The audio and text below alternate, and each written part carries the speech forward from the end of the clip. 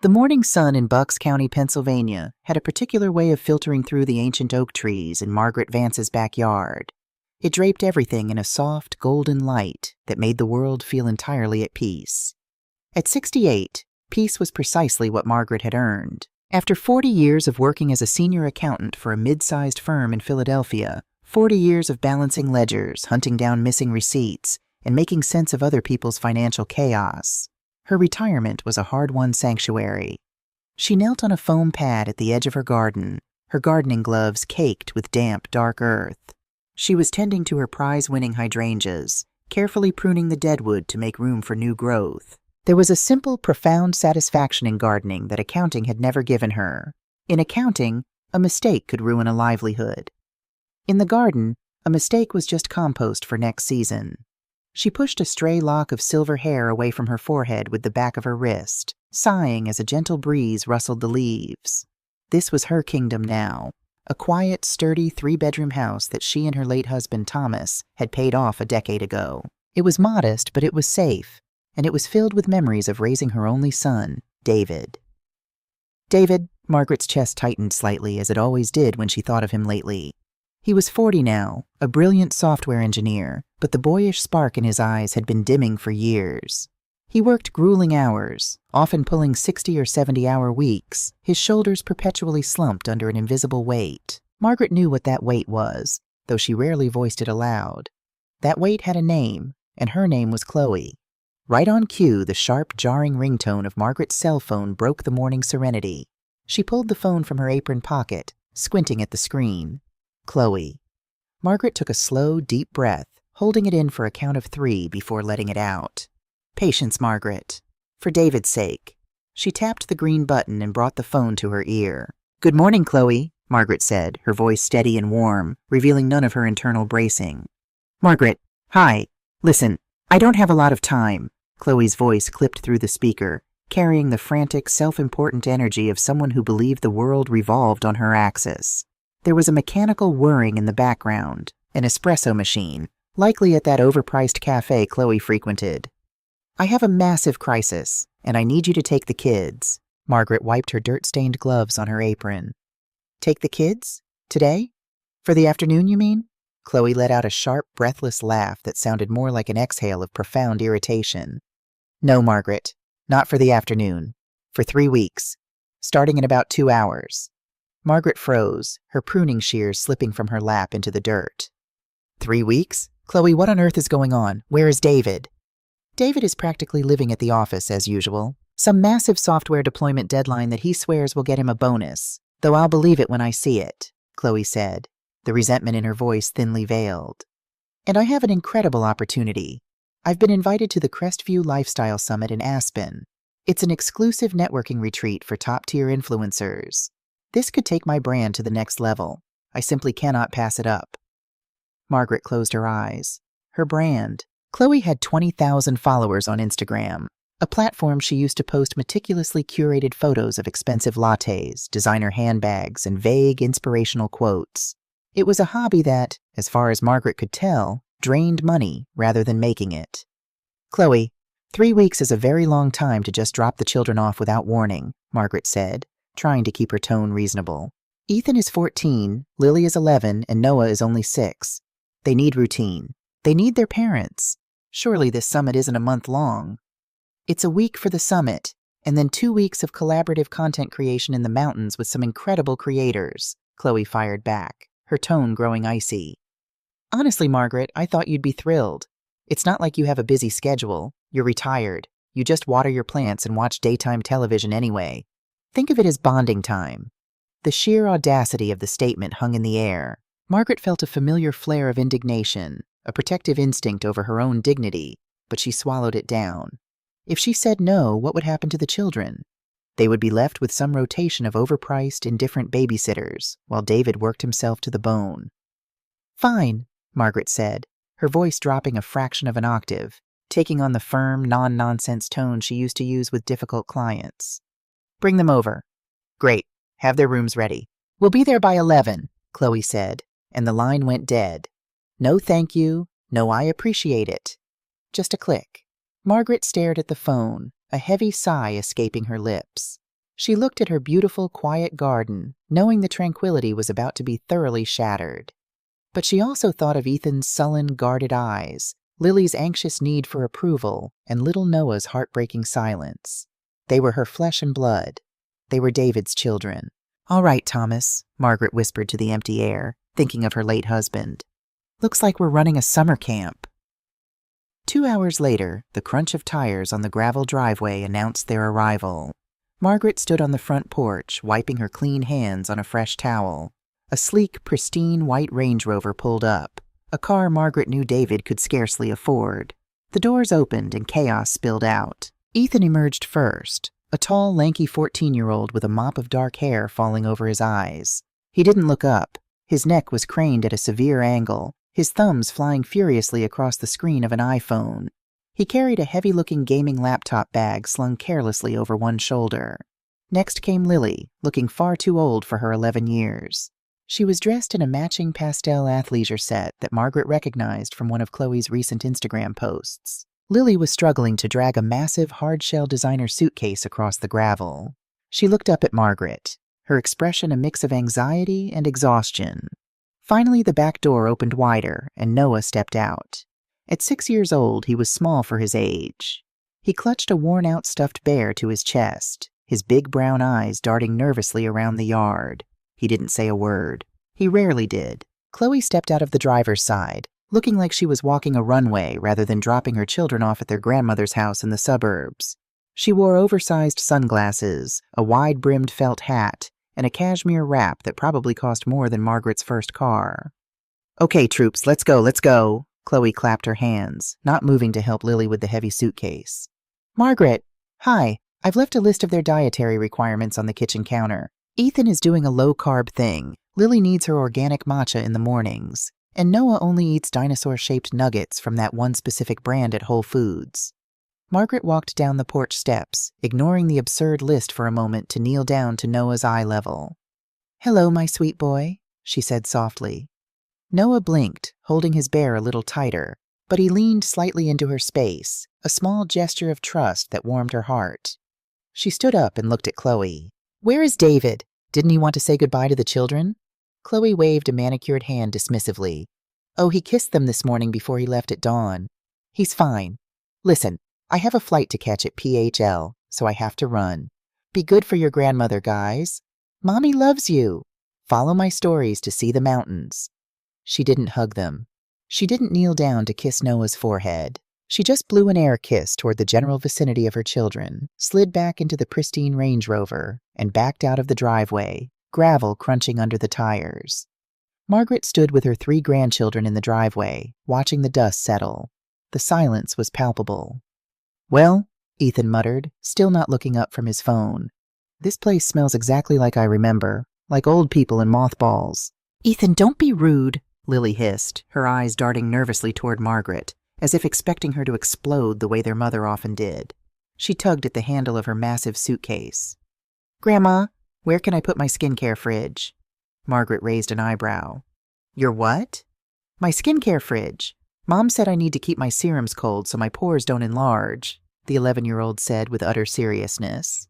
Margaret felt a profound, aching sadness wash over her. What was Chloe doing to these children? But she pushed the sadness aside. Pity wouldn't help them. Structure, love, and a dose of reality would. "Let's get inside," Margaret said, picking up Noah's small duffel bag. "We have a lot to talk about." The living room of Margaret's house was cozy, filled with overstuffed armchairs, a large stone fireplace, and walls lined with family photos. It was a home meant to be lived in, not a minimalist museum like Chloe's house. The kids dropped their bags in the hallway and immediately gravitated toward the velvet sofa. Ethan threw himself down, letting out a loud groan. "What's the Wi-Fi password?" Margaret walked into the center of the room, folding her hands in front of her. "Before we get to the Wi-Fi, we are going to lay some ground rules for the next 3 weeks." Ethan finally looked up from his screen, his jaw dropping in genuine shock. "Rules? Mom said we could just chill." "Your mother isn't here, Ethan." "I am," Margaret said, her voice entirely calm, devoid of anger but carrying the undeniable weight of absolute authority. It was the same voice she used when telling a corporate executive they were facing an IRS audit. In this house, we operate as a team. I am happy to cook for you, wash your clothes, and make sure you are safe, but you will contribute." Lily looked terrified. "Contribute? Like, pay you?" Margaret's lips twitched into a small, reassuring smile. "No, sweetheart, not money. Effort. Ethan, you are 14. You will be responsible for taking out the trash, bringing in the mail, and helping me clear the table after dinner. Lily, you will help me load the dishwasher and keep the living room tidy. Noah, your job is to make sure your toys are put back in the basket before bedtime." Ethan let out a harsh, mocking laugh. "Yeah, right. I'm not a maid. I'm on vacation. Just give me the Wi-Fi password." Margaret didn't blink. She walked over to the small wooden desk in the corner where the internet router sat. With a calm, deliberate motion, she reached behind the device and unplugged the power cord, placing it neatly in her apron pocket. Ethan jumped off the couch as if he'd been electrocuted.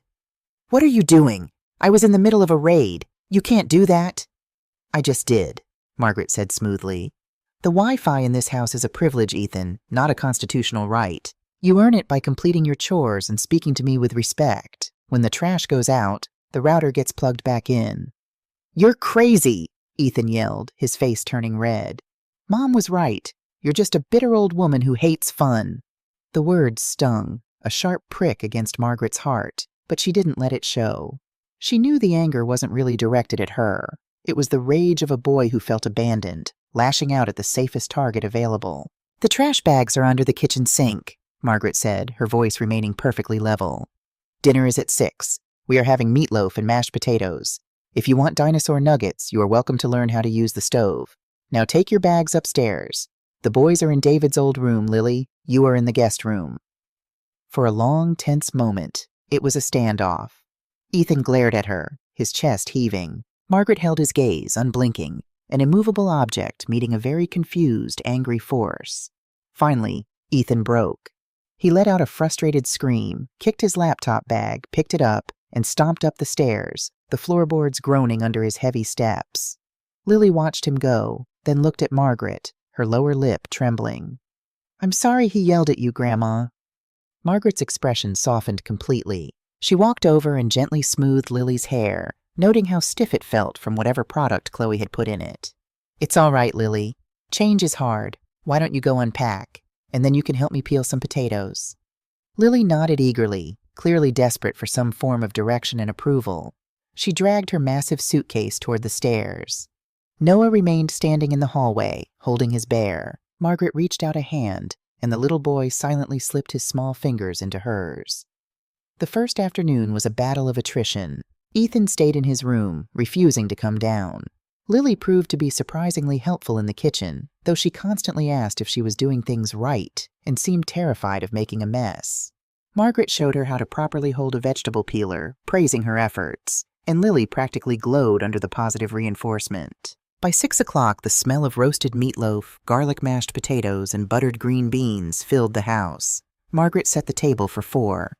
"Ethan, dinner," she called up the stairs. No answer. She walked up the stairs and knocked on the door of David's old room. "Ethan, dinner is on the table." "Not hungry," came the muffled, angry reply. "Very well. The kitchen closes at 7, Margaret said, and walked back down. She would not beg him to eat. Hunger was a spectacular motivator. Dinner was quiet. Lily ate 2 helpings of meatloaf, clearly starved for a home-cooked meal that wasn't a low-carb lifestyle bowl. Noah ate his mashed potatoes in silence, making a small mountain out of them with his fork. It wasn't until nearly 9 o'clock, after Lily and Noah were tucked into bed, that the house finally settled into silence. Margaret felt an ache in her lower back. Raising children in your 20s was exhausting. Raising them in your late 60s was a marathon. She walked through the hallway, picking up the debris of the day. A stray sock, a discarded juice box. And there, tossed carelessly on the hallway console table, was a dark blue windbreaker that Ethan had been wearing when he arrived. Margaret picked it up to hang it in the closet, but she noticed the pocket was unnaturally heavy and bulging. Frowning, she reached inside. She pulled out an iPad. It wasn't one of the pristine, brand-new models the children had been holding earlier. It was an older generation, the screen covered in a spiderweb of cracks, housed in a beat-up black case. Margaret recognized it immediately. It was David's old iPad, the one he used to use for reading blueprints and schematics before his company upgraded him. Why would Ethan have this? Margaret tapped the home button. The screen illuminated, bathing the dark hallway in a harsh, pale light. It wasn't locked with a passcode. David had never been one for strict security on his home devices. The lock screen was a picture of David and Chloe from years ago, looking happy on a beach. But Margaret could barely see their faces. The screen was absolutely cluttered, buried under a cascade of push notifications. Margaret squinted, adjusting her reading glasses on the bridge of her nose. She expected to see notifications for video games, TikTok, or YouTube. Instead, the words that greeted her made her blood run cold. Capital 1. Urgent. Your payment of $1,450 is 30 days past due. Please contact us immediately to avoid further penalty. American Express Platinum. Action required. Your account balance of $24,800 is past due. Late fees have been applied. Discover it. Warning. You have exceeded your credit limit of $15,000. Your card has been suspended. Margaret's breath caught in her throat. She stared at the screen, her mind racing. 40 years of accounting kicked into high gear, the numbers instantly forming a terrifying picture in her head. She swiped the screen, opening the device. The email app was right there on the home screen, showing a red badge with the number 1402 unread messages. She tapped it. The inbox was a graveyard of financial distress. But what made Margaret's stomach twist into a painful knot wasn't just the staggering amount of debt. It was the name at the top of every single collection notice, every threatening email, every final warning. It wasn't Chloe Vance. It was David Vance. Oh, David, Margaret thought, a wave of nausea washing over her. What has she done to you? She scrolled down, her finger trembling slightly. Amidst the sea of credit card warnings, another email subject line caught her eye. It was from an automated banking system, a local credit union. Notification. Your recent withdrawal from the Vance Children Education Trust has been processed. Margaret stopped breathing. The Education Trust. The account she had set up when Ethan was born. The one she had painstakingly funneled a portion of her retirement savings into every single month for 14 years. It was an account that required 2 signatures to access, hers and David's. Except she hadn't signed anything. Margaret walked slowly to the armchair by the window and sat down, the iPad glowing in her lap like a radioactive object. The quiet suburban night outside felt suddenly ominous. Chloe wasn't just a vain, negligent mother posting pictures of lattes in Aspen. She was draining David dry. She was destroying their future. And she was hiding it all on an old, discarded device that she likely thought no one would ever look at, tossed into the bottom of her teenage son's backpack. Margaret looked down at her hands. The gardening dirt was gone, scrubbed clean.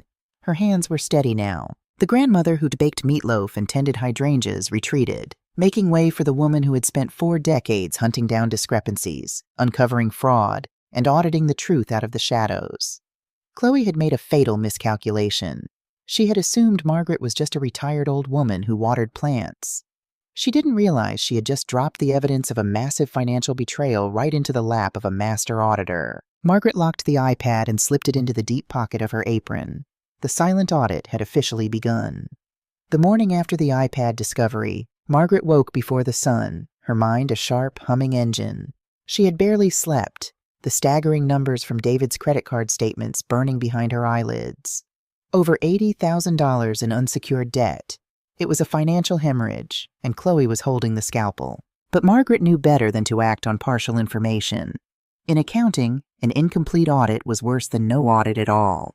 It led to false conclusions and gave the guilty party room to hide. She needed the full picture. She needed the ledger. And to get that, she had to maintain absolute normalcy. Chloe could not know she had the iPad, and David could not be burdened until Margaret had an airtight case. He was already a man drowning. She wouldn't hand him a glass of water. She would build him a life raft. Margaret tied her apron strings with decisive, sharp pulls. Today, she would begin gathering the pieces. And the first pieces were currently sleeping upstairs. By 7:30, the smell of sizzling bacon and brewing coffee drifted through the house. Noah was the first to appear, standing hesitantly at the threshold of the kitchen, his worn teddy bear dangling from one hand. He wore pajamas that were a size too small, his hair a tousled mess. "Good morning, Noah," Margaret said softly, turning the bacon with a pair of tongs. He didn't answer, just stared at the floor. Margaret didn't push. She plated 2 slices of bacon and a perfectly sunny side-up egg, setting it at the small butcher block table by the window. She pulled out a chair and patted the back of it. Noah silently climbed up, picking up his fork. "I'm going to water the tomatoes after breakfast," Margaret remarked casually, pouring herself a cup of black coffee. "The soil gets very thirsty in July. You know, tomatoes are funny. They need just the right amount of stress to grow sweet. Too much water, they get lazy and bland. Too little, they wither." Noah paused, a piece of bacon halfway to his mouth. He looked out the window at the vibrant green stalks in the backyard. "Mommy says dirt is gross," he whispered. It was the first full sentence he had spoken since he arrived. Margaret's heart gave a little ache. "Dirt is just earth, sweetheart. It's where life starts. Without it, we wouldn't have anything to eat. There's nothing gross about creating life." Noah seemed to ponder this. He took a bite of his egg, his eyes still fixed on the garden. "Can I see the dirt?" Margaret smiled, a genuine warm curve of her lips. "I would love to show you." By the time Ethan and Lily trudged downstairs, Noah was up to his elbows in potting soil on the back patio, carefully transferring basil seedlings into larger clay pots under Margaret's watchful eye. He had dirt smudged across his nose, and for the first time, he didn't look terrified. Lily stopped in the doorway, staring at her little brother in shock. "Noah, you're getting your hands dirty. Mom is going to freak out." "Mom isn't here," Margaret reminded her gently, wiping her own hands on a rag. "And a little soap and water never hurt anyone. Lily, would you mind helping me with something inside? I need to prep a peach cobbler for dessert tonight, and my arthritis is making it hard to peel the fruit."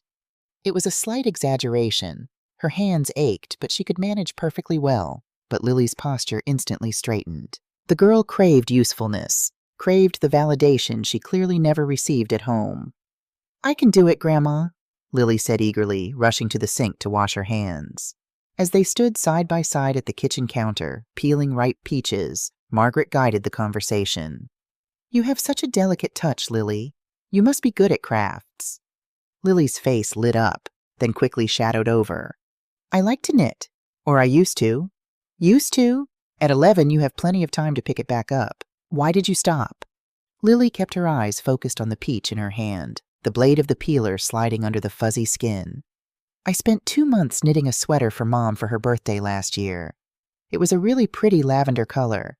I saved up my allowance for the good yarn, the soft kind."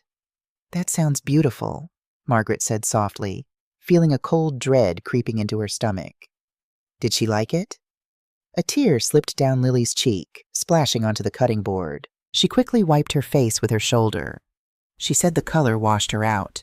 She never even tried it on. A week later, I saw it in the donation bag in the garage. She told me I shouldn't waste my time on grandma hobbies, and that I should focus on building my TikTok following instead." Margaret stopped peeling. She placed her knife down and wrapped an arm around her granddaughter's shoulders, pulling the girl into a firm, grounding hug. Lily stiffened for a second, unaccustomed to the sudden affection, before burying her face in Margaret's shoulder and letting out a quiet, muffled sob. "Your mother is a fool," Margaret whispered fiercely into Lily's hair. "A lavender sweater made with love is worth more than every photograph she has ever posted on the internet. Next week, we are going to the yarn store. You can pick out any color you want, and you can teach me how to purl." Lily sniffled, looking up with wide, hopeful eyes. "Really?" "Really." Ethan was the hardest nut to crack. He ate his breakfast in a sullen silence, glaring at the empty spot on the desk where the Wi-Fi router usually sat. Margaret didn't mention the iPad she had found in his jacket. She let him stew until mid-morning, when the boredom finally drove him to the kitchen. "What do I have to do to get the internet back?" he grumbled, leaning against the doorframe. "The front lawn needs mowing, and the edges need trimming," Margaret said without missing a beat, looking up from her newspaper. "The mower is in the shed. Gas is full." Ethan groaned, but turned toward the back door. "Ethan," Margaret called out. He stopped. She kept her tone conversational, entirely unthreatening. "Your mother seemed in quite a rush yesterday. She looked a bit stressed. Is she usually like that before her networking retreats?" Ethan let out a harsh snort, rolling his eyes. "Mom is always stressed. If she isn't yelling at Dad about how his promotion is taking too long, She's locked in her walk-in closet yelling at people on the phone. She thinks I can't hear her, but she's loud. Yelling at people on the phone? Margaret probed gently. Friends? I don't know. Probably customer service or something. She's always shuffling these colorful plastic cards around on her vanity, like a deck of playing cards. Blue ones, gold ones, silver ones. Then she gets mad and throws them in her purse. Whatever. I'm gonna go mow the lawn. Margaret watched him walk out the door, the pieces clicking into place. The colorful plastic cards, the yelling in the closet. Chloe was juggling debt, playing a dangerous game of financial roulette, using one credit card to pay the minimum balance on another. It was a classic, desperate spiral. By 1 o'clock in the afternoon, the children were occupied. Ethan was outside battling the lawnmower. Lily was reading a book to Noah on the living room rug, and the house was relatively quiet. It was time. Margaret walked into David's old bedroom, sitting at the small wooden desk where he used to do his high school homework. She pulled her cell phone from her pocket and dialed his number. He answered on the 4th ring. Vance, he said. His voice was gravelly, devoid of energy. The frantic clicking of a mechanical keyboard echoed in the background. David, honey, it's Mom. Mom? Is everything okay? Are the kids all right? Panic spiked instantly in his tone. The kids are wonderful, Margaret soothed, pushing down her own rising anger at the state of her son's mental health. Noah is planting basil and Ethan is mowing my lawn. I'm sorry to bother you at work. I know you're on a deadline. David exhaled a long, shaky breath. Oh, okay. Good. No, it's fine, Mom. What do you need? I feel so silly, but I'm trying to make that slow-cooked brisket recipe for Sunday dinner. The one your grandmother gave me. You digitized it for me a few years ago and put it in the family email drive, remember? But my tablet logged me out, and I can't for the life of me remember the password. It was a flawless lie, delivered with the practiced innocence of a sweet, forgetful older woman. Oh, right.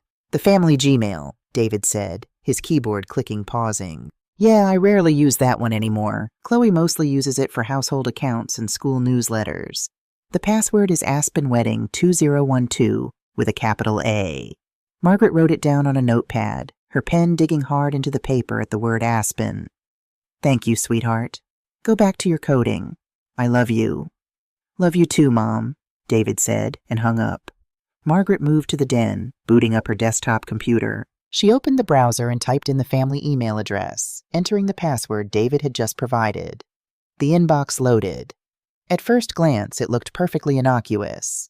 It was exactly what David thought it was, a repository for PTA newsletters, coupons for Bed Bath & Beyond, updates from the children's pediatrician, and automated reminders for dental cleanings. It was the digital footprint of a normal suburban family. It was too clean. Margaret didn't waste time on the inbox. She clicked on the settings gear icon in the top right corner, navigating straight to filters and blocked addresses. A long list of custom rules populated the screen. Margaret leaned closer, her eyes narrowing. Chloe had set up a highly sophisticated digital firewall. Any incoming email that contained the words statement, overdue, past due, mortgage, Capital One, American Express, discover, balance, or action required was programmed with a specific set of instructions. Skip the inbox. Mark as read. Apply label. Missy C archive. David would never see them. If he ever logged into the family email to look for a receipt or a school update, the inbox would show him nothing but domestic bliss. The financial slaughter was happening entirely in the shadows. Margaret navigated to the left sidebar, scrolling down past the primary folders until she found a collapsed tab. She clicked it, revealing the hidden MISC archive label. She clicked on the folder. Over 3,000 emails populated the screen. It was a digital landfill of ruin. Margaret felt a cold sweat break out on the back of her neck. She pulled up a blank Excel spreadsheet on her second monitor. For the next 2 hours, the grandmother vanished, entirely replaced by Margaret Vance, senior auditor. She worked methodically, chronologically. She opened statements, downloaded PDF attachments, and logged the numbers into her spreadsheet. Capital One Venture, balance $22,450. Status, 60 days past due. Chase Sapphire, balance $31,200. Status, maxed out, minimum payment only.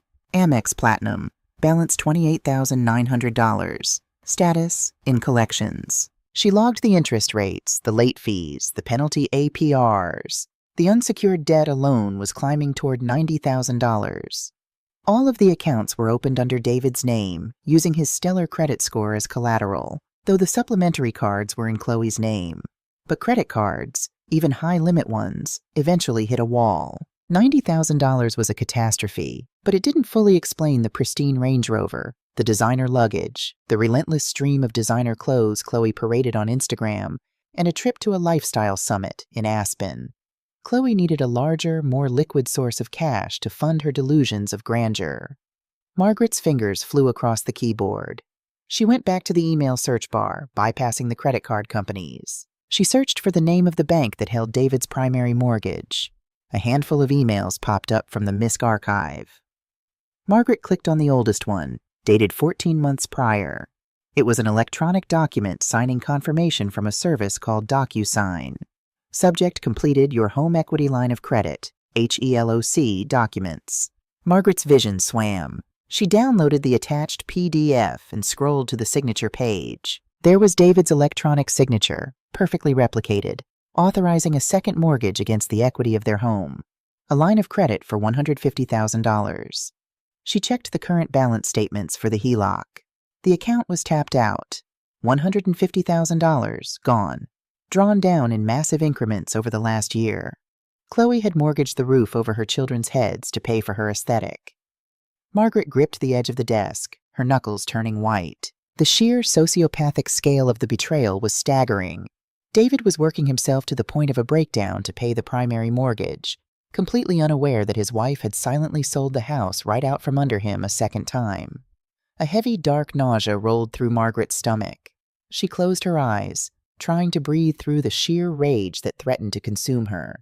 She had to stay objective.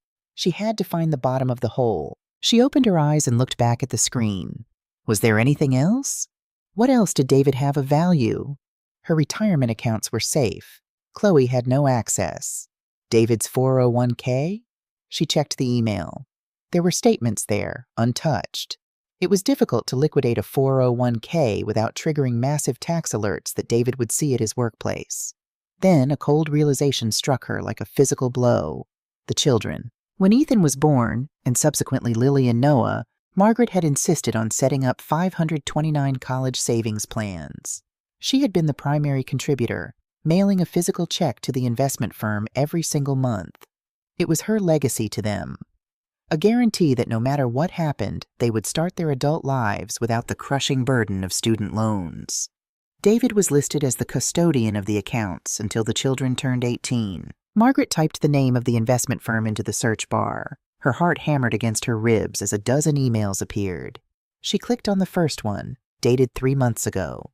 Action required. Password reset request. She clicked the next one, dated a day later. Confirmation. Banking information updated. Margaret's hand shook as she moved the mouse to the final email in the chain, dated just a week before Chloe had dropped the children off. Confirmation of liquidation and transfer. She opened the attached PDF document. The words blurred on the screen before snapping into sharp, horrific focus. It was an authorization to completely liquidate all 3 529 accounts. Ethan's, Lily's, and Noah's. The document acknowledged that making a non-qualified withdrawal would incur severe tax penalties and fees. The box marked, "Accept penalties and liquidate entire balance," was checked. The destination account for the funds was not David's primary checking account. It was a routing number Margaret didn't recognize. Over $120,000. The money Margaret had scrimped, saved, and invested for 14 years.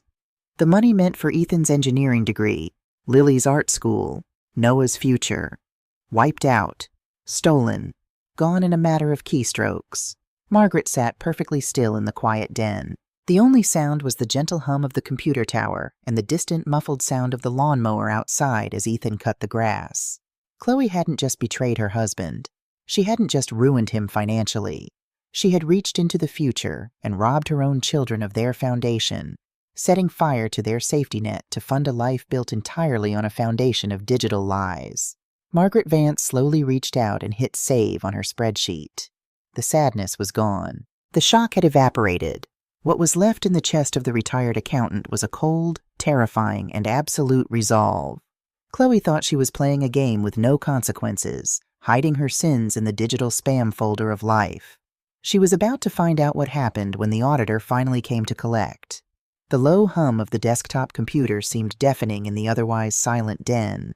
Margaret Vance didn't immediately move. She sat staring at the screen, her hands folded neatly in her lap, allowing the icy shock to pass through her system and leave behind nothing but cold, hard clarity. 40 years of auditing had taught her one universal truth. Numbers do not lie. People lied.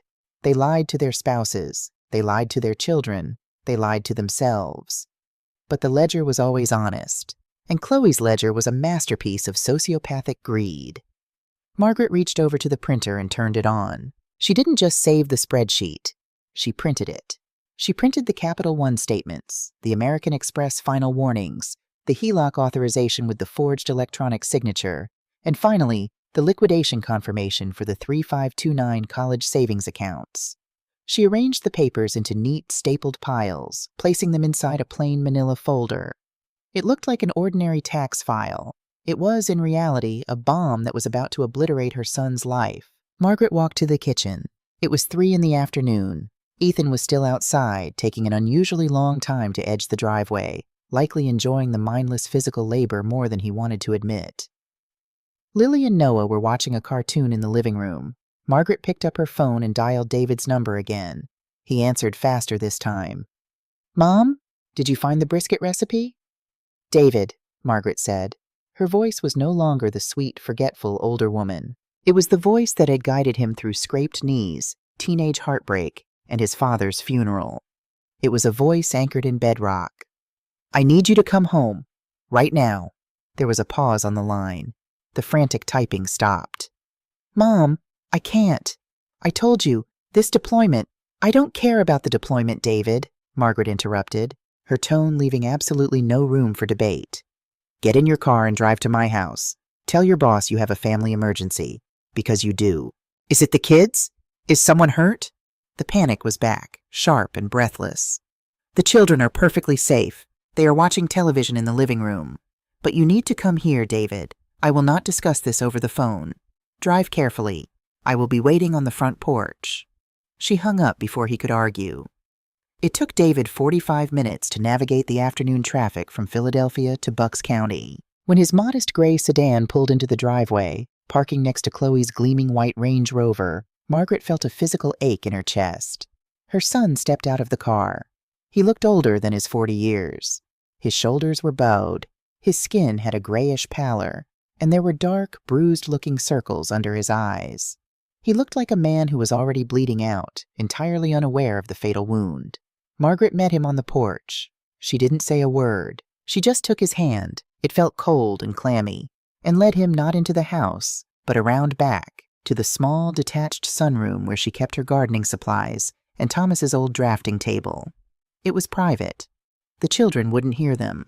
She closed the glass door behind them, gesturing to a wicker chair. "Sit down, sweetheart." David sank into the chair, rubbing his face with both hands. "Mom, you're scaring me. What is going on? Did Chloe call?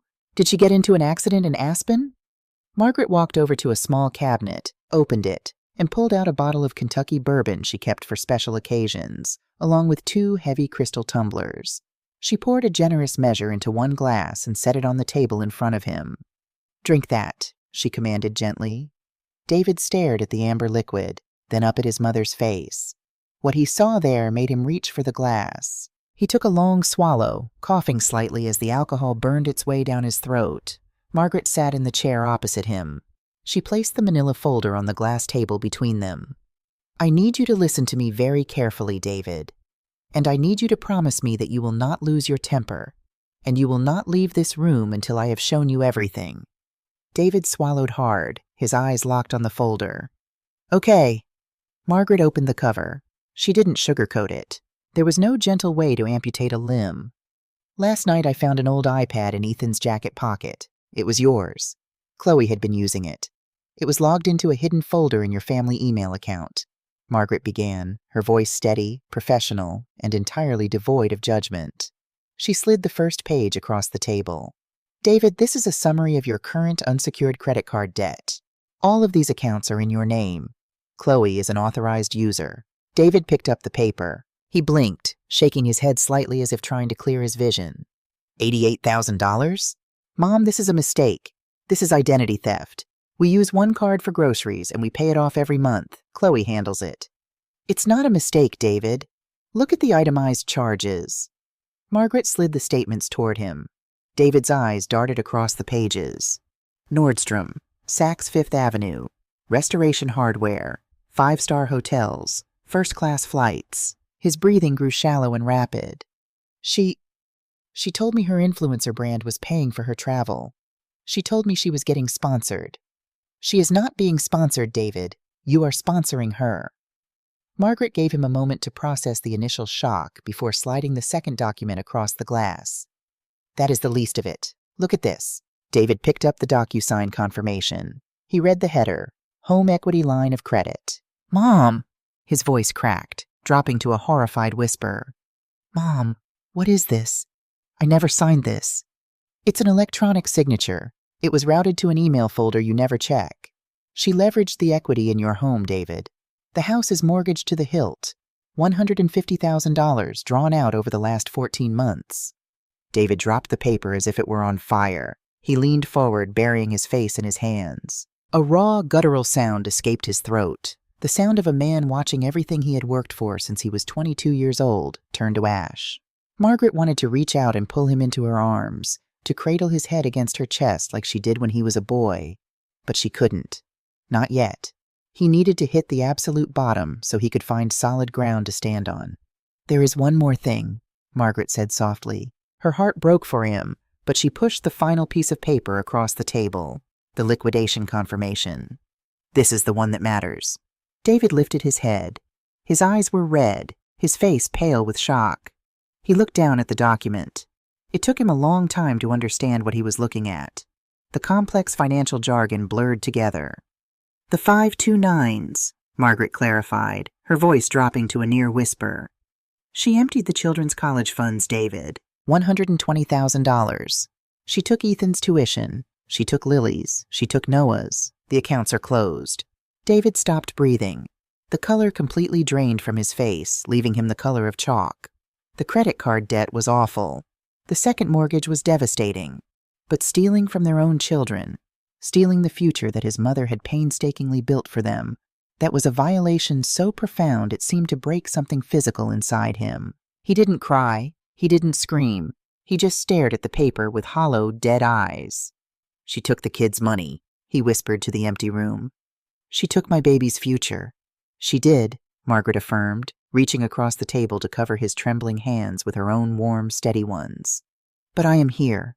We are going to fix this. You are not alone. Suddenly, David stood up. The chair scraped loudly against the stone floor. His shock mutated violently into pure, blinding rage. I'm calling her. I'm calling her right now, and I'm going to... He pulled his phone from his pocket, his thumb jabbing fiercely at the screen. David, stop! Margaret stood up, her voice cracking like a whip. Think like an engineer, not a victim. If you call her now, she will know you found out. She will hide the money, she will invent a story, and she will paint you as the crazy, abusive husband. You need facts before you confront her. David froze, his phone hovering in the air. He looked at his mother, his chest heaving. Slowly, he lowered the phone. Where is she? She said she was in Aspen. Let's find out, Margaret said. Do you have the Find My app on your phone? Is her phone or Apple Watch linked to the family sharing account? David nodded numbly. He tapped on his screen, opening the application. He scrolled past Ethan's iPad, Lily's phone, and stopped at Chloe's watch. The app spun for a moment, searching for a satellite signal. A map populated on the screen. It zoomed out of Pennsylvania, moved south down the east coast, crossed the ocean, and dropped a pulsing blue pin on an island in the Caribbean. Margaret leaned over to look. Punta Cana, the Dominican Republic. She hates the mountains, David muttered, a bitter, humorless laugh escaping him. I should have known. She hates the cold. David, look at the amounts, Margaret said, pointing to the spreadsheet on the table. The credit cards are maxed out. But she's staying at a luxury resort in Punta Cana right now. Who paid for the flights? Who is paying for the hotel? Someone is funding this. David frowned, the analytical part of his brain finally rebooting. She always talked about this investor, a guy she met at a networking event who believed in her brand. She said he was going to back a startup she was planning. Margaret remembered Ethan's offhand comment that morning. Mom is always locked in her walk-in closet yelling at people. Ethan mentioned she has a secret Instagram account, one where she posts things she doesn't want her main followers to see. Do you know about it? David shook his head. No, but if Ethan knows about it... David opened the door of the sunroom and walked across the backyard. Ethan was sitting on the back porch steps, drinking a glass of lemonade, his chores finally done. Ethan, David said. His voice was ragged, but he tried to keep it calm. Your grandmother told me you mentioned Mom has a private Instagram. A Finsta? Ethan looked up, startled by his father's sudden appearance in the middle of the workday. He saw the devastation on his father's face. Teenagers were remarkably intuitive. Ethan instantly knew something was terribly wrong. He didn't offer his usual sarcastic pushback. Yeah, Dad. She thinks I don't know the handle, but Lily saw her typing it in once. It's at Chloe__. Pull it up for me, please. Ethan pulled his phone from his pocket, tapped on the app, and searched the name. Because Ethan's own account was an approved follower, the private grid loaded immediately. He handed the phone to his dad. Margaret stood next to David as he looked at the screen. It was a gallery of absolute indulgence. Photos of champagne flutes on first-class flights, videos panning across a massive oceanfront villa with a private infinity pool. But it was the most recent photo, posted just 3 hours ago, that made David stop breathing entirely. It was a picture of 2 pairs of legs lounging on a sunbed overlooking the ocean, Chloe's perfectly manicured toes, and next to them, the legs of a man. The man's face wasn't in the frame, but his left arm was resting on the armrest. Margaret looked at the photo. Do you recognize him? David's hand began to shake violently. He zoomed in on the man's wrist. Wrapped around it was a very specific limited edition Patek Philippe watch. On the man's pinky finger was a heavy gold college signet ring from Yale. Oh my God, David whispered. The phone slipped from his fingers, clattering onto the wooden porch. David, who is it? Margaret asked, dread pooling heavy and dark in her stomach. David looked up at his mother. His eyes were wide with a terror that went beyond mere financial ruin. This was a total annihilation of his reality. It's Marcus, David choked out, the name tearing at his throat. Margaret frowned. Who is Marcus? Marcus is my boss, Mom, David said, his voice breaking into a sob. He's the vice president of engineering. He's the one who gave me this massive deployment project that's keeping me at the office 80 hours a week. The final puzzle pieces slammed into place with sickening precision. It wasn't just an affair. It was a calculated, orchestrated destruction. Marcus deliberately buried David in impossible workloads, keeping him chained to his desk, exhausted and absent from his home. Meanwhile, Marcus was sleeping with his wife, taking her on luxury vacations paid for by the money Chloe was siphoning out of David's house and his children's future. Wait, David gasped, grabbing his hair. The HELOC. 6 months ago, I casually mentioned to Marcus that we were thinking about doing some renovations. Marcus gave me the contact for the private lender. He said he was a friend who could fast-track the paperwork. Margaret felt a chill radiate down her spine. The private lender, the forged signature, the money disappearing into a mysterious startup account. Marcus wasn't just sleeping with Chloe. He was the architect of the financial fraud. He had likely guided Chloe on how to forge the documents, ensuring the money flowed into an account he controlled. David stumbled backward, hitting the siding of the house. He slid down until he was sitting on the porch, pulling his knees to his chest. He broke. The stoic, hard-working engineer shattered into a million pieces on his mother's back porch, sobbing with the deep, agonizing grief of a man who realized his entire life had been a cruel, elaborate joke played by the 2 people he was supposed to trust most. Ethan stood frozen, staring at his father in terror. Margaret gave Ethan a gentle but firm look. Go inside, Ethan. Be with your brother and sister. Do not say a word about this. Ethan nodded, his eyes wide, and hurried into the house. Margaret knelt down on the hard wood of the porch. She didn't offer useless platitudes. She didn't tell him it was going to be okay, because right now, it wasn't. She simply wrapped her arms tightly around her grown son, holding him as he wept. rocking him just as she had when he was 6 years old and had fallen off his bicycle. She let him cry until there were no tears left, until the sobs turned into exhausted, shuddering breaths. "They took everything," David whispered into her shoulder, his voice hollow. "My wife, my mentor, my home, my kids' money. I have nothing left, Mom. I'm ruined." Margaret pulled back. She cupped his face in her hands, her thumbs wiping away the moisture from his cheeks. Her eyes were dry, burning with a fierce maternal fire that was older than time. "Listen to me, David Vance," she said, her voice dropping to a fierce, commanding register. "You are not ruined. You are bleeding, but you are not dead. They took your money, but they did not take your children. Ethan, Lily, and Noah are sitting inside that house right now, and they need their father." David blinked, the mention of his children pulling him slightly back from the edge of the abyss. "Chloe and Marcus think you are weak," Margaret continued, her tone sharp as broken glass. "They think you are a workhorse who will just roll over and take the blame when the debt collectors come calling. They think they have won." Margaret stood up, offering her hand to her son. "They picked the wrong family to steal from," Margaret said, the retired auditor entirely replaced by a matriarch going to war. "We are not going to cry anymore, David. We are going to build a trap. And when Chloe comes back from her little island vacation, we are going to snap it shut so hard she will never recover." David looked up at his mother. For the first time all day, the overwhelming despair in his eyes was met with a tiny, flickering spark of anger. He reached out and took her hand. "Okay, Mom," David said, pulling himself up from the floor. "What do we do?" The transition from a weeping, broken man to a father preparing for war did not happen instantly, but it happened faster than Margaret could have hoped. The catalyst was not the money, nor was it the bruised ego of a betrayed husband. It was the sound of a 6-year-old's laughter. As David and Margaret walked back into the house, the heavy glass door sliding shut behind them, they heard Noah giggling in the living room.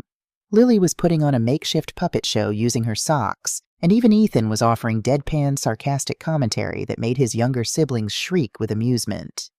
David stopped in the hallway, looking at his 3 children. He had spent the last 2 years convinced he was failing them by not providing enough, not earning enough, not being present enough. But looking at them now, safe in his mother's home, unburdened by the constant suffocating tension that Chloe brought into any room she entered, a profound realization washed over him. He wasn't failing them. He was the only real parent they had left. Ethan looked up and saw his father. The teenager's smile faded, replaced by a look of serious, adult-like concern. He stood up, walking past his siblings, and approached David in the hallway. "Dad?" Ethan asked, his voice low so the younger kids wouldn't hear. "Is it true? About Mom and your boss?" David looked at Margaret, who gave a nearly imperceptible nod. Honesty. No more lies. No more sheltering them with falsehoods. "Yes, Ethan," David said, his voice thick but steady. "It's true. And there are some other things, too. Financial things. Your mother has done some very bad things that are going to change our family." Ethan didn't look surprised. If anything, he looked relieved, as if a suspicion he had harbored for years had finally been validated. He looked down at his sneakers, then back up at his father. "Mom always made it sound like you were the problem. She said you didn't care about us because you were always at work," Ethan said, his voice tight with suppressed emotion. "But Grandma showed me the router. She showed me how things work. You were working to keep the lights on, weren't you?" "I was trying, buddy," David whispered, placing a heavy hand on his son's shoulder. Ethan stepped forward and wrapped his arms around his father's waist, hugging him tight. It was the first time the boy had initiated physical contact in 3 years. "We don't need her fancy stuff, Dad. We just want you and Grandma." Margaret had to look away, pressing her fingers to her lips to keep her own composure. That was it. That was the anchor David needed. The financial ruin was a math problem. This right here was the reason to solve it. "Okay," David said, pulling back and looking at his mother. The devastation in his eyes had been replaced by a cold, calculating focus that mirrored Margaret's own. "We have 4 days until she comes back. Tell me exactly what we need to do." Margaret moved with the efficiency of a seasoned general. Her first call wasn't to the police, nor was it to the credit card companies. It was to Arthur Vance, her late husband's brother, but more importantly, to Arthur's golfing buddy, Robert Hayes. Robert was a retired attorney who had spent 30 years prosecuting white-collar financial crimes in Philadelphia. He was a shark who had traded his tailored suits for golf polos, but his teeth were just as sharp. Robert arrived at Margaret's house within 2 hours, carrying a battered leather briefcase. He sat at the dining room table, drinking Margaret's black coffee, and meticulously reviewed the spreadsheet, the emails, the DocuSign logs, and the liquidation transfers. For a long time, the only sound in the room was the rustling of paper and the ticking of the grandfather clock in the hallway. Finally, Robert took off his reading glasses and looked at David. "Your wife is a remarkably greedy woman, David, but she is not a particularly smart criminal. She left a digital paper trail a mile wide." "Can we stop her from spending any more?" David asked, his hands folded tightly on the table. "Oh, we are going to do much more than that," Robert said, a predatory smile playing on his lips. "First, we immediately place a hard freeze on your Social Security number with all 3 credit bureaus. Nothing gets opened. Nothing gets approved. Second, I am drafting an affidavit of identity theft and fraud regarding the home equity line of credit.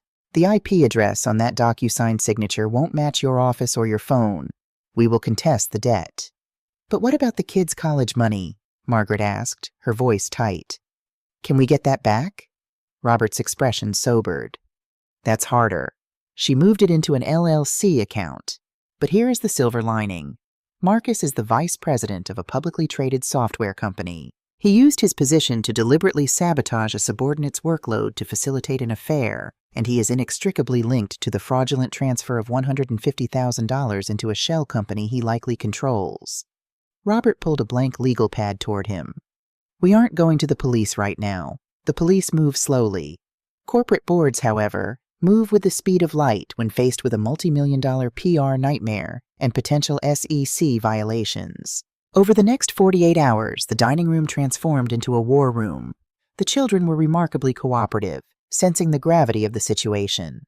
Margaret kept them occupied with baking, board games, and gardening, shielding them from the harsh legal terms flying across the table.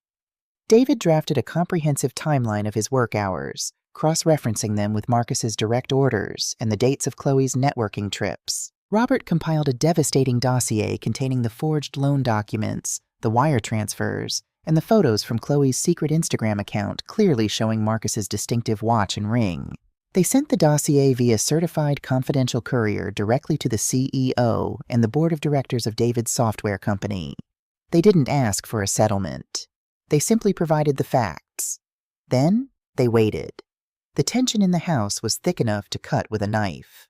Margaret busied herself with mundane tasks to keep her mind from spinning. She was just pulling a tray of oatmeal cookies out of the oven on the 3rd afternoon when her cell phone rang. It was Chloe. Margaret wiped her hands on her apron and answered, putting it on speakerphone so David, who was sitting at the kitchen island, could hear. "Hello, Chloe," Margaret said calmly. "Margaret, put David on the phone, now." Chloe's voice was completely different from the smug, dismissive tone she had used 3 days ago. It was shrill, laced with panic, and trembling with barely contained hysteria. David leaned closer to the phone. "I'm here, Chloe. How is Aspen?" "Don't play games with me, David," Chloe shrieked, the sound of tropical birds squawking in the background entirely ruining her Aspen lie. "My cards are declining. All of them. The hotel is threatening to lock me out of my suite, and I can't book a flight home. What did you do to the accounts?" David looked at his mother. Margaret gave him a steady, encouraging nod. "I didn't do anything, Chloe," David lied smoothly, his voice devoid of any emotion. "The bank called me yesterday. They said there was suspicious international activity on the cards in the Dominican Republic. Since you're supposed to be in Colorado, I told them to freeze everything.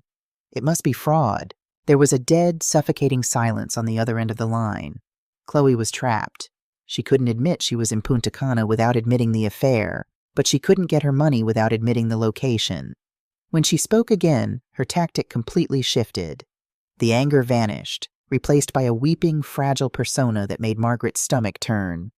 David, you have to help me," Chloe sobbed, her voice breaking perfectly on cue. "I've been in such a dark place. I didn't tell you because I didn't want to burden you. I've been having a severe mental health crisis. Severe depression. I came to a wellness retreat in the Caribbean to try and heal for our family." Margaret rolled her eyes so hard they actually ached. "I see," David said neutrally. "I'm coming home tomorrow," Chloe continued, her voice gaining a desperate, frantic edge. "But I can't be in that house, David. The energy is too toxic. When I land, I am coming straight to Margaret's to pick up the kids. I found a family holistic healing center in Sedona, Arizona. I'm taking Ethan, Lily, and Noah there for 2 months. We need to detach." The blood drained from David's face. He looked at Margaret, sheer terror in his eyes. It wasn't a wellness retreat. It was a kidnapping run. Chloe knew the financial walls were closing in.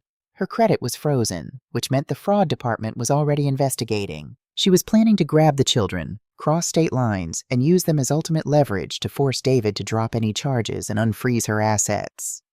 "You can't take the kids to Arizona, Chloe. They have school," David said, fighting to keep the panic out of his voice. "I am their mother, David, and I know what is best for them," she snapped, the fragile persona instantly vanishing. "Unfreeze the Amex so I can buy my flight, or I swear to God you will never see those kids again. Have their bags packed by noon tomorrow." She hung up. David stared at the phone, his hands trembling.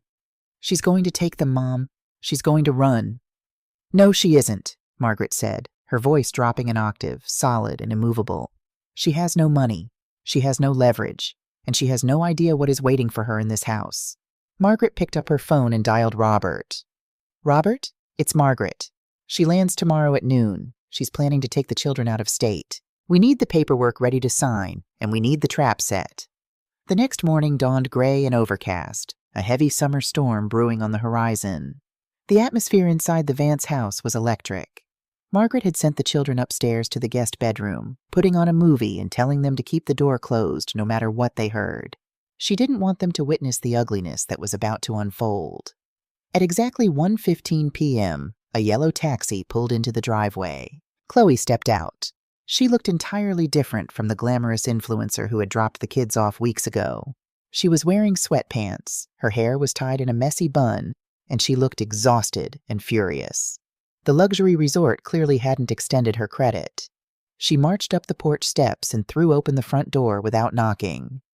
"Where are they? Ethan, Lily, get down here," Chloe yelled into the hallway. "They aren't coming down, Chloe," Margaret said, stepping out of the kitchen. Chloe sneered at her mother-in-law. "Excuse me? You don't tell my children what to do. David, get out here and get their bags." David walked out of the living room, followed closely by Robert Hayes, who was carrying his leather briefcase. They stood side by side in the hallway, blocking the stairs. Chloe stopped, her eyes darting between her husband, her mother-in-law, and the stranger in the tailored suit. Her survival instinct finally kicked in, telling her that she had walked into a room with no exits. "Who is this?" Chloe demanded, her voice wavering slightly. "David, what is going on?" "Hello, Chloe," David said. His voice was remarkably calm. It was the voice of a man who had already grieved the death of his marriage and was now simply managing the estate. "This is Robert. He is my attorney." "Attorney? For what?" "David, I told you I'm sick. I need my kids and I need to go to Sedona to heal." She tried to push past them, but David stepped firmly into her path. "You aren't going to Sedona. You aren't taking the children anywhere," David said. Robert stepped forward, opening his briefcase on the hallway console table. He pulled out a thick stack of papers.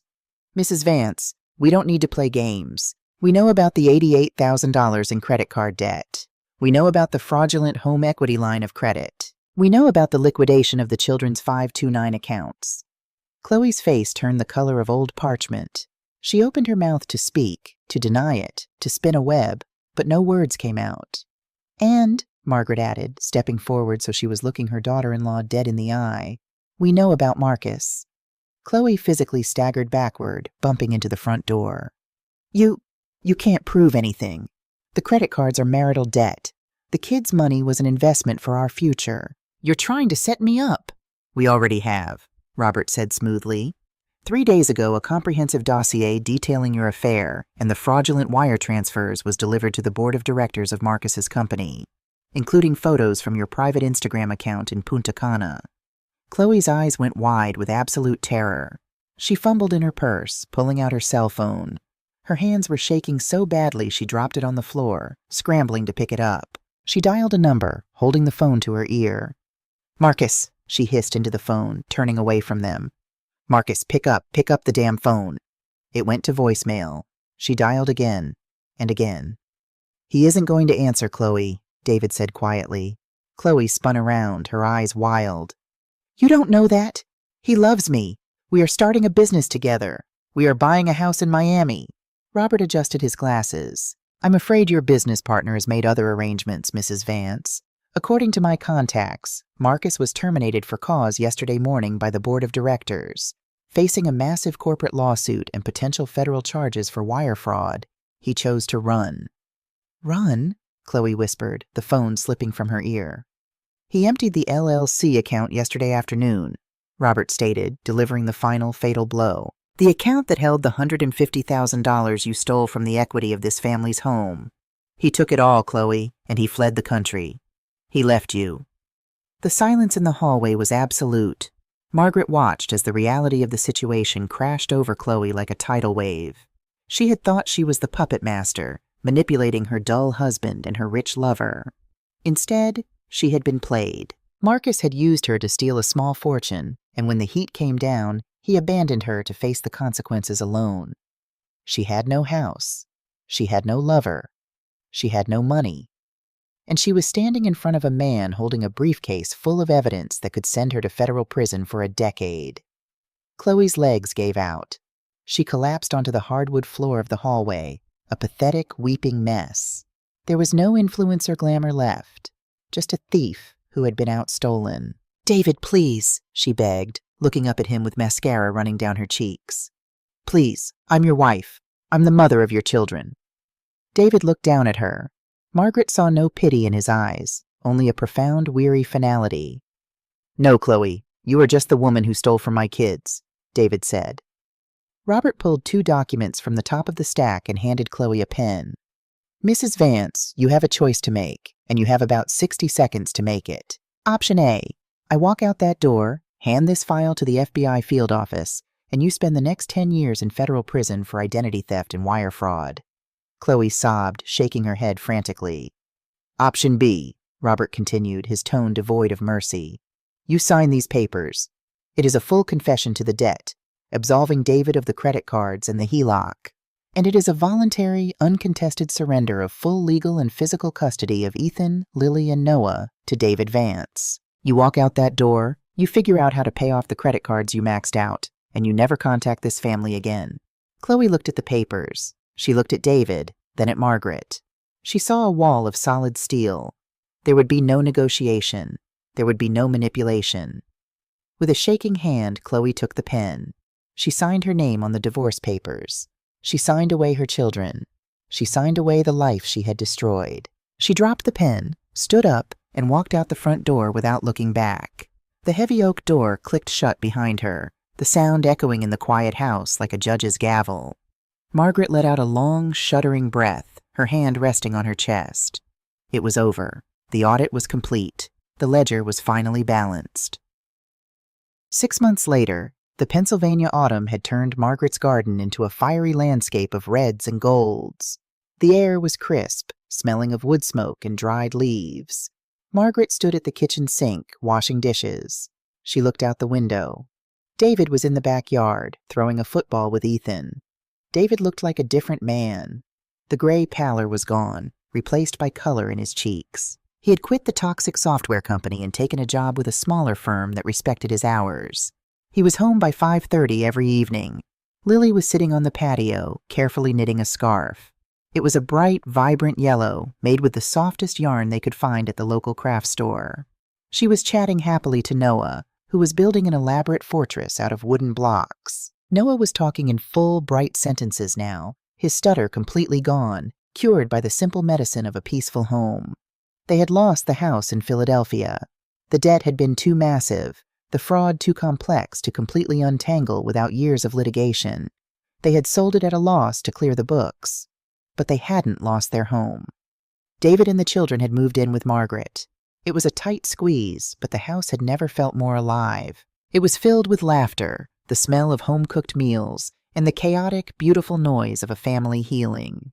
Margaret dried her hands on her towel and walked out onto the back porch. The cold air felt wonderful on her face. "Hey, Mom," David called out, catching the football Ethan threw him. "We're going to order pizza for dinner. You want your usual?"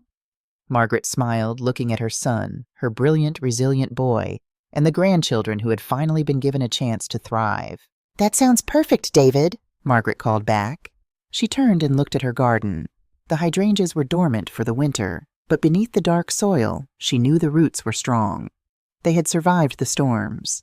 They had been pruned of the deadwood, and when the spring came, they would bloom more beautifully than ever before. Sometimes the grandmothers who seem to do nothing, who just water their plants and watch the world go by, are the only ones who can see exactly what is broken and have the strength to fix it. The heavy oak door clicked shut, sealing Chloe out of their lives forever. For a long time, no one in the hallway moved. The silence that followed wasn't the tense, suffocating quiet that usually preceded one of Chloe's outbursts. It was the deep, resonant silence of a storm breaking, leaving behind a clean, washed landscape. David leaned against the wall, sliding down until he was sitting on the hardwood floor. He put his head in his hands, taking a long, shuddering breath. Robert, the attorney, quietly gathered his papers, gave Margaret a respectful nod, and let himself out the back door to give the family privacy. Margaret walked over and sat on the floor next to her grown son. She didn't offer empty platitudes. The road ahead of them was steep and covered in financial debris, but the cancer had been cut out. "She's gone," David whispered, his voice thick with a mixture of grief, exhaustion, and a profound, terrifying relief. "She actually signed them. She chose her freedom over her kids." "She made her choice, David," Margaret said softly, resting a hand on his shoulder. "Now we make ours. We rebuild." The rebuilding did not happen overnight. The following weeks were a grueling marathon of legal and financial triage. Margaret's dining room remained a war room. With Robert's help, and Margaret's 40 years of auditing expertise, they began untangling the massive web of debt Chloe had woven. They sold the sprawling, heavily mortgaged house in Philadelphia. There was barely enough equity left after the fraudulent HELOC to cover the closing costs, but shedding the crushing monthly payment was a victory in itself. David's software company, desperate to avoid a public scandal involving their former vice president's embezzlement and affair, quietly offered David a generous severance package and a glowing letter of recommendation, allowing him to resign with dignity rather than face the daily ghost of Marcus's betrayal.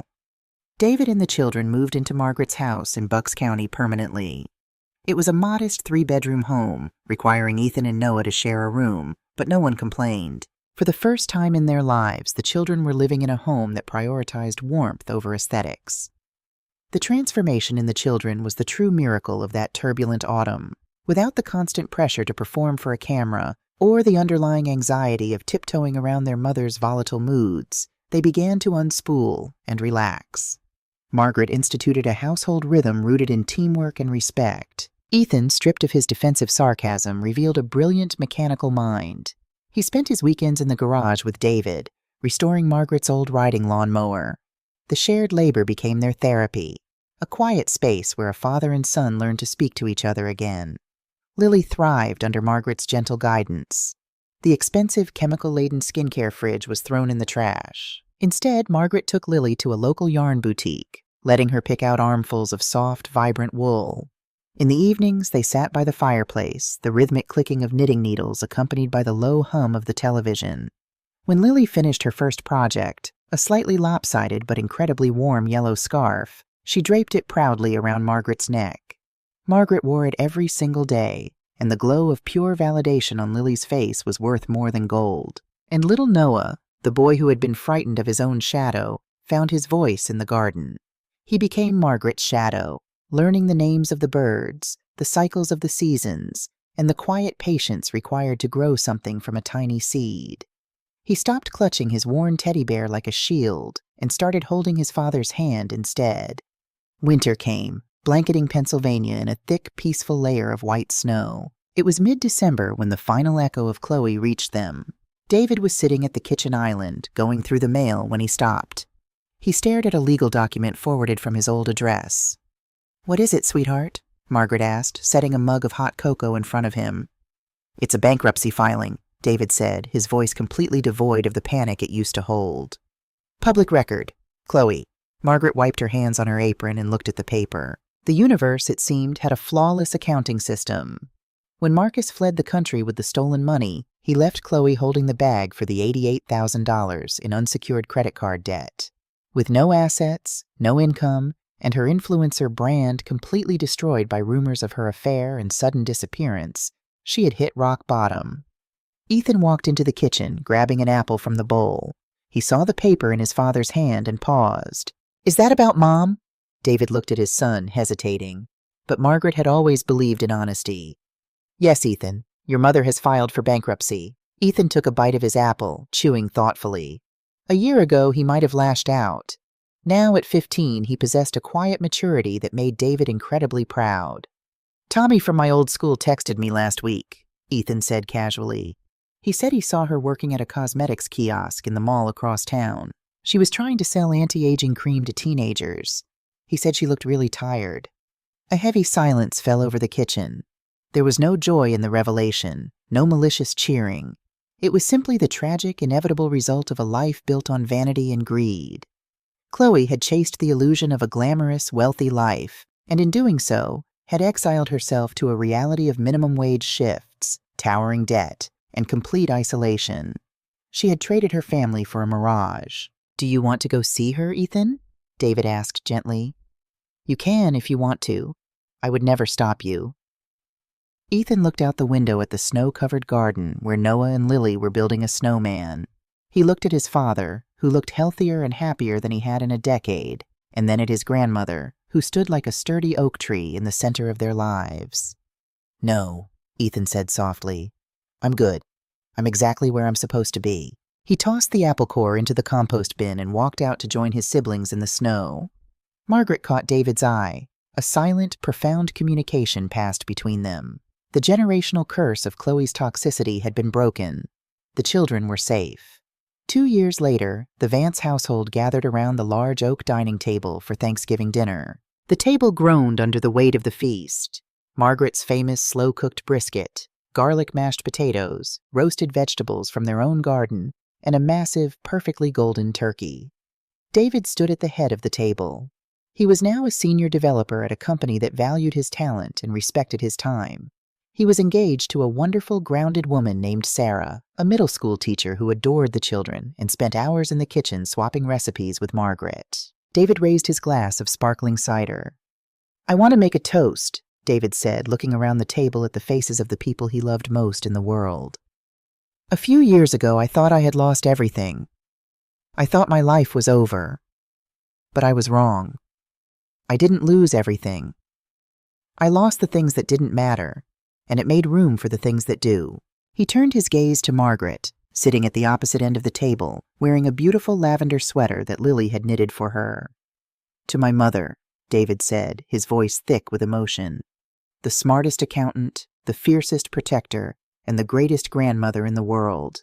You didn't just save my life, Mom. You saved my family.